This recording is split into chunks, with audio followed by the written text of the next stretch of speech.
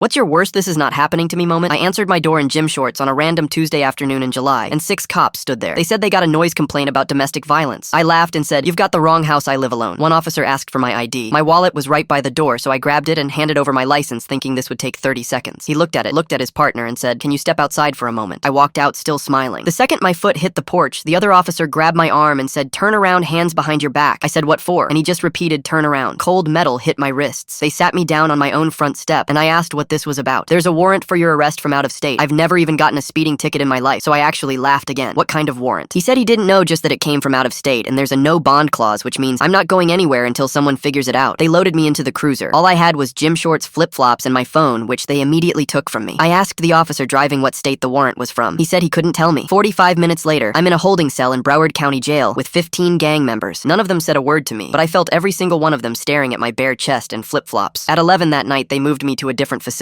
handed me a 2-inch mattress and a wool blanket that smelled like mold and cigarettes. I slept on concrete that first night. The next morning, I asked an officer what I'm being charged with. "Out-of-state warrant," he said. "You'll see a judge soon." I asked when soon was. He walked away without answering. Day 3. I asked a different officer if I could access my phone to call anyone. He said I'd need a court order for that. Day 4. I'm still wearing the same gym shorts. Day 5. Still no attorney. Still no phone call. I'm eating food that I wouldn't feed to a dog sleeping on a floor that's colder than the air, and I still don't know what I did wrong. Day 6. A guy in my block asked me what I'm in for, and I said I genuinely don't know. He looked at me like I was lying. Day 7. I asked another officer when I'd see a judge. "Tomorrow," he said. Day 8. I finally see a judge. I'm shackled at the ankles and wrists, walking into a courtroom in an orange jumpsuit that's 3 sizes too big. The judge looks at my file and says it's an out-of-state warrant, and I have 2 options. I can fight extradition and sit here minimum 60 days while they figure it out, or I can agree to extradition and maybe get transported in 45 days. Either way, I'm stuck here. I asked him what I'm accused of. He said he doesn't have that information in front of him. I asked for a court order to access my phone. He said he's never heard of needing a court order for that, but he signed it anyway just to move things along. Day 9, I show up at the desk with the court order. The officer looked at it and said, "The phone's dead, we can't charge it for you." I asked when I'd be able to use it. He said he didn't know. Day 12, my back is completely destroyed from sleeping on concrete. Day 15, I'm starting to panic because no one in the world knows where I am. My kids live in North Carolina, and I haven't spoken to them in over 2 weeks. They probably think I'm dead or worse. Day 18, an officer told me transportation is coming soon. I asked when. He said maybe next week, maybe longer. Day 20, I asked again. No update. Day 23, 2 officers from North Carolina show up at 6 in the morning. They shackle my hands and feet and load me into the back of a van. It's a 16-hour drive through 3 states. Around hour 6, I convinced one of the officers to log into Facebook and message my friend to get me a phone number. He does it. My friend replies saying this is obviously a scam and he's reporting the account. 48 hours later, we arrive at the intake facility in North Carolina. The officer at the desk pulls up my file, looks at it, looks at me and says, "This warrant was dismissed 4 years ago. Someone forgot to update the system." I stood there in shackles for 10 seconds, just staring at him. I lost 23 days of my life. I lost my job because I didn't show up. I lost my apartment because I couldn't pay rent. My kids thought I was dead, all because someone didn't click a button 4 years ago.